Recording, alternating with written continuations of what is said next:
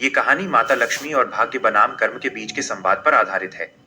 ये हमें सिखाती है कि केवल भाग्य के भरोसे बैठने से कुछ नहीं होता, कर्म करना भी उतना ही जरूरी है। कहानी भाग्य, कर्म और माता लक्ष्मी। एक बार एक बहुत ही आलसी व्यक्ति था। वह कोई काम नहीं करता था और सारा दिन एक पेड़ के नीचे बैठकर कहता रहता था, अगर मेरे भाग्य में होगा तो माता लक्ष्मी खुद चलकर आएंगी और मुझे धन देंगी। लक्ष्मी और विष्णु का संवाद वैकुंठ लोक से। भगवान विष्णु और माता लक्ष्मी उसे देख रहे थे। लक्ष्मी जी ने कहा, स्वामी, यह मनुष्य मेरा कितना बड़ा भक्त है, इसे मुझ पर कितना अटूट विश्वास है। क्या मुझे इसकी मदद नहीं करनी चाहिए? भगवान विष्णु मुस्कुराए और बोले, देवी, विश्वास और आलस्य में फर्क होता है। ये कर्म नहीं करना चाहता। बिना कर्म के केवल भाग्य फल नहीं देता। माता लक्ष्मी ने जिद की कि वे उसे अमीर बनाकर रहेंगी।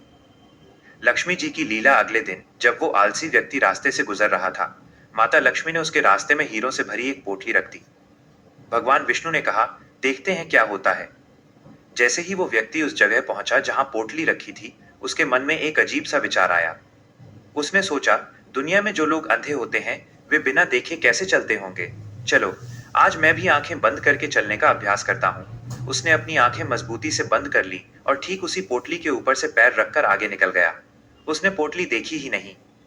अहंकार का अंत। माता लक्ष्मी ये देखकर हैरान रह गईं। तब भगवान विष्णु ने समझाया, देवी, आपने तो भाग्य, धन उसके द्वार तक पहुंचा दिया था, लेकिन उसने अपना कर्म, आंखें खोलकर देखना नहीं किया। जब तक मनुष्य खुद प्रयास नहीं करता, भाग्य भी उसका साथ नहीं देता। माता लक्ष्मी समझ गईं कि धन केवल उन्हीं के पास टिकता है जो कर्मठ होते हैं। उन्होंने उस व्यक्ति को सपने में दर्शन दिए और उसे मेहनत करने की प्रेरणा दी। वह व्यक्ति अगले दिन से काम पर लग गया और जल्द ही अपनी मेहनत से धनवान बन गया। इस कहानी की सीख: एक, कर्म प्रधान, ईश्वर भी उन्हीं की मदद करते हैं जो अपनी मदद खुद करते हैं। दो, भाग्य और कर्म, भाग्य एक दरवाजा है, लेकिन उसे खोलने के लिए कर्म की चाबी चाहिए।